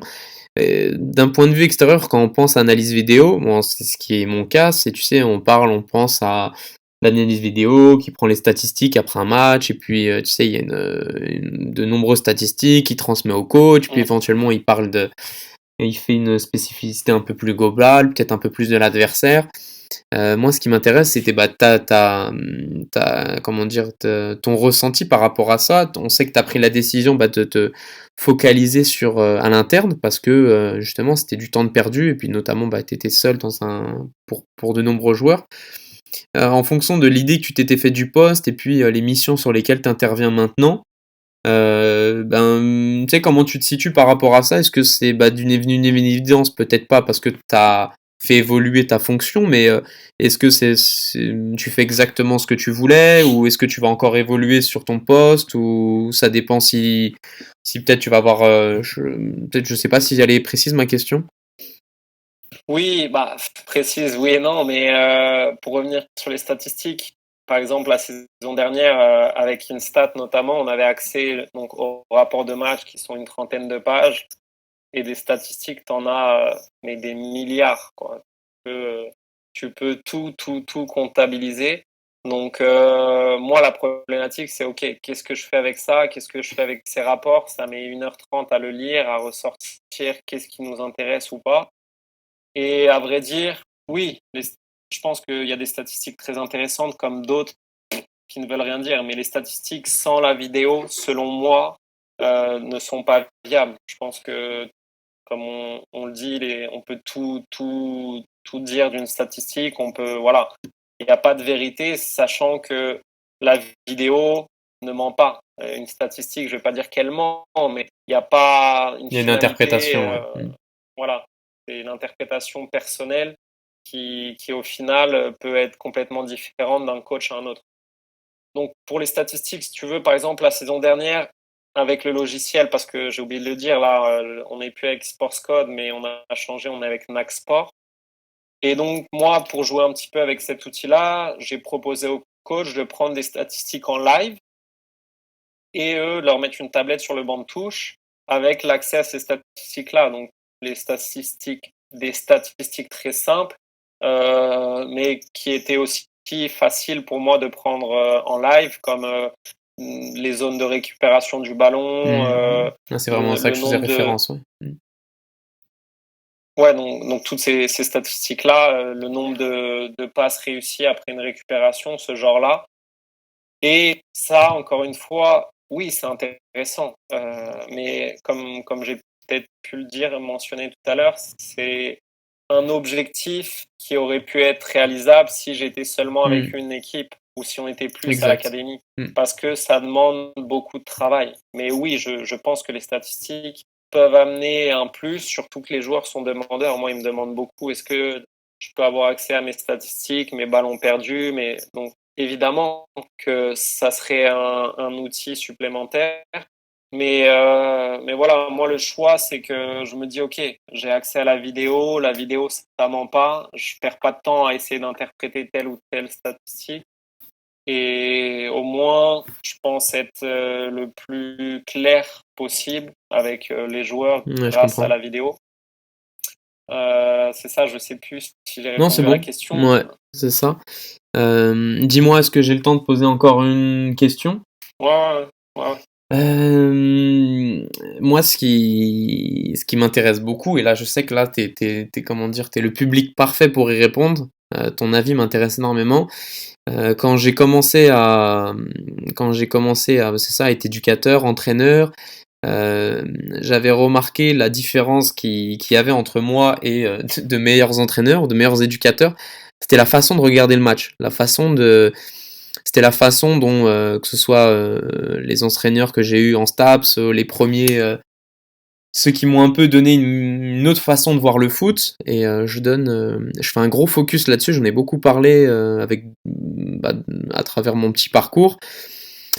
Comment toi, en tant que justement analyse vidéo, mais aussi en tant qu'éducateur qui a voyagé, qui a vu le foot, différents contextes, différents matchs, et maintenant qui passe ton temps à filmer des matchs, à regarder des matchs, comment ton œil, justement, il s'aiguise entre, on va dire, le grand spectateur du dimanche qui regarde, tu sais, parce qu'il va voir son garçon, il n'y a pas de mauvaise façon de regarder le match, mais justement ce regard qu'il a sur le foot, et puis quand on progresse, quand on voit des matchs, tu sais, il y a des détails, il y a le regard qui s'aiguise, et tout, justement, toi qui dois maintenant d'autant plus passer du temps à faire un focus, que ce soit sur des groupes, que ce soit sur des lignes, des systèmes, des joueurs en particulier. Comment toi, en un an et Non, demi, ton regard il a évolué par rapport à la façon dont tu regardes le foot? c'est sûr que à chaque fois, par exemple, que je regarde un match à la télé, je le regarde pas forcément comme avant, juste pour le plaisir de regarder et de juste entre guillemets suivre le ballon, mais j'essaye de regarder aussi dépendamment de ce que l'angle de caméra nous offre. Tout ce qui se passe, pas autour du ballon, mais les interactions que les joueurs ont entre eux et des choses toutes bêtes, comment sur un pressing, les repères, qui va être le repère de pressing pour savoir comment ils vont vouloir orienter et de voir s'il y a des choses qui ressortent que moi je vais pouvoir montrer aux jeunes. C'est aussi l'objectif maintenant quand je regarde des matchs de haut niveau, j'essaie de me dire ok, j'aimerais trouver une séquence top à montrer sur, je sais pas, des trucs tout bêtes, mais la transition défensive, je prends l'idée là parce que ça me vient en tête je sais pas si tu as vu la séquence de l'Atlético Madrid qui a tourné sur les réseaux sociaux la semaine dernière en Ligue des Champions où tu vois le repli des gars, c'est Exact, à incroyable. Donc, 6-7 là. Exact. ouais. Donc ce genre d'image-là, c'est aussi l'objectif, mais de manière générale, globale, quand par exemple je regarde un match de l'académie des jeunes, j'ai un point de vue technique plus précis parce que je connais les attentes des coachs, je connais les consignes, je connais le plan de match, je connais les animations. Donc là, je peux assez facilement dire si le plan de match est respecté, si les joueurs sont bien positionnés, je pourrais corriger en direct. Quand tu regardes un match que tu connais pas, donc quand je dis que tu connais pas, tu connais pas les consignes, tu connais juste les joueurs et tu connais juste les postes et les dispositions, mais tant que t'as pas vu le match, tant que tu connais pas l'équipe, tu sais pas quelle animation, tu sais pas voilà comment ils vont faire mal à l'adversaire, comment ils vont défendre, etc. Donc c'est toutes ces choses-là, essayer de voir aussi s'il y a des choses, des rapports de force. Je sais pas comment m'expliquer, mais s'il y a des choses qui sont transposables à l'académie avec les jeunes. C'est ce genre de choses-là, mais comme j'ai dit peut-être au début, à la fin de la journée, quand je regarde un match, je suis toujours avec un œil ouvert parce que je suis toujours en apprentissage. Je pense qu'il y a toujours quelque chose d'un match à tirer, peu importe quel niveau, peu importe quel pays, peu importe quelle division, mais j'essaye un petit peu de regarder tout et je dirais que quand je vois un match dans un stade, c'est encore mieux parce que j'adore regarder les J'attendais à ce que tu me dises interactions ça, ouais.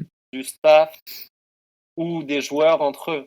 Parce que là, on peut réellement voir les interactions qu'à la télé, on voit pas et on peut pas voir ce qu'on veut vu qu'on on subit le plan de match qui nous gêne si on veut regarder quelque chose de précis. Donc, il n'y a rien de mieux que de voir un match dans un stade où vraiment on peut fixer notre attention sur quelque chose en particulier.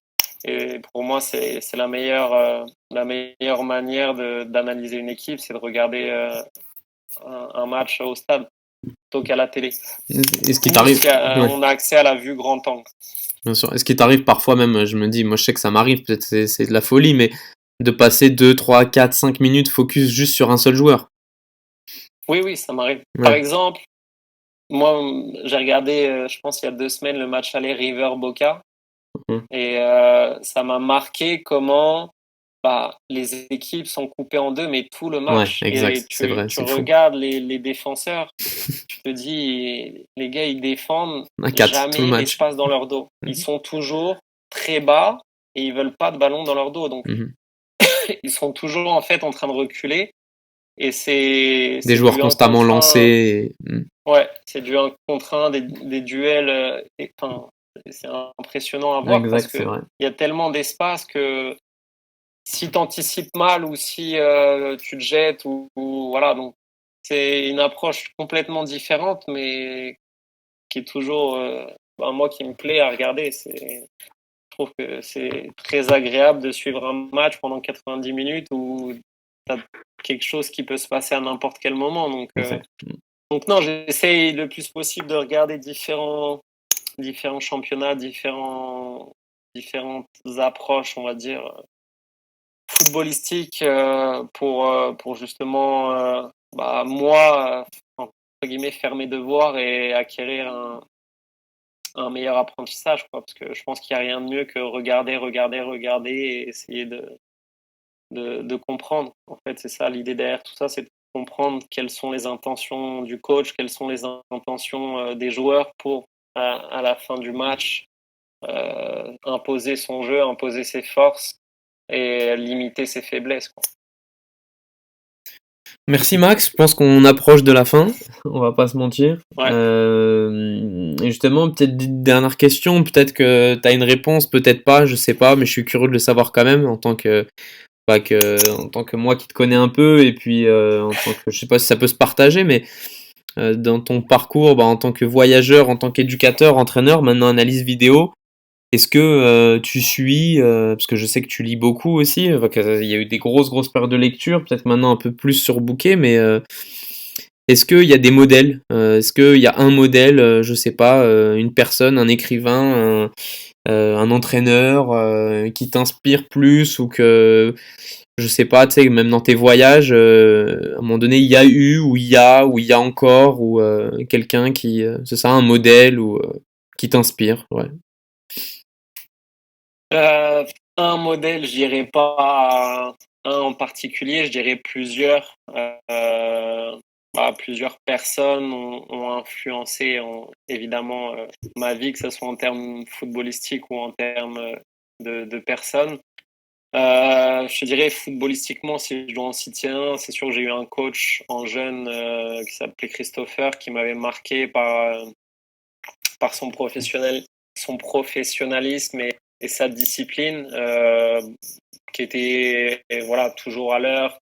T'arrivais à l'entraînement, le terrain était prêt, c'était voilà, des conditions, un environnement de travail. Tu avais envie d'aller t'entraîner. Il te donnait envie de te dépasser parce que lui était à fond dans le projet. Et ça, c'est sûr que moi, c'est quelque chose dans lequel je me reconnais beaucoup. L'autre, je dirais un exemple, c'est un coach comme Johan Damé, par sa jeunesse et je dirais par son ambition. Il y a pas de limite. Lui, vraiment, c'est, comme tu disais tout à l'heure, des portes ouvertes. Il en ouvre énormément. Donc, pour l'avoir côtoyé très très peu, mais pour avoir pu échanger avec lui, c'est certain que lui, il est toujours en recherche de nouvelles choses. Il est en remise en question permanente. Et c'est un gars bosseur à fond. Donc ça, après, c'est aussi le lien. C'est que, je dirais, moi, c'est pas des idoles, mais c'est certain que mes parents ont beaucoup influencé la personne qui je suis et je leur remercie peut-être pas suffisamment, mais le fait voilà d'être quelqu'un intègre et qui travaille toujours pour arriver à ses objectifs, pardon, c'est certain que je leur dois beaucoup parce que c'est eux qui m'ont donné l'éducation que j'ai eue. Donc c'est ça. Après, des écrivains, il y en a, mais je te dirais pas que c'est des exemples que je veux suivre, mais je prends des petites idées par-ci, par-là.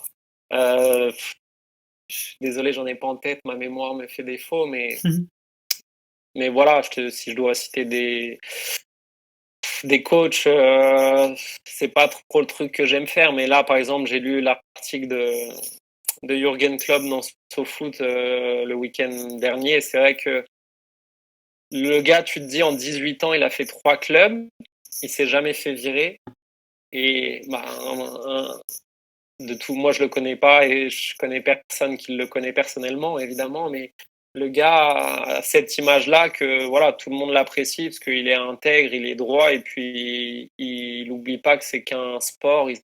Enfin, t'as pas l'impression qu'en fait il se prend la tête et au final il a raison quoi. Même s'il est dans l'un des plus gros clubs du monde, le plus gros championnat Qui du a monde, beaucoup il arrive d'argent et que, etc. à relativiser. Voilà, exact. Mm.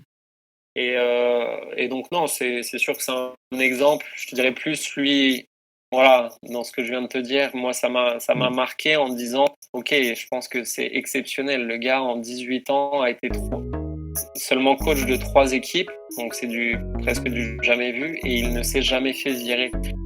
Donc, je trouve ça beau. Ça veut dire qu'au moins, partout où il est passé, voilà, partout où il est passé, il a marqué les esprits en tout cas, et puis il est toujours parti en bon terme. Et pour moi, c'est un exemple de bonne personne, réussite, si je puis dire ainsi. Exact. Ouais. Sans forcément dire qu'il a gagné partout où il est passé, parce que c'est pas le cas à Mayence, mais Dortmund, Liverpool, oui. Exact.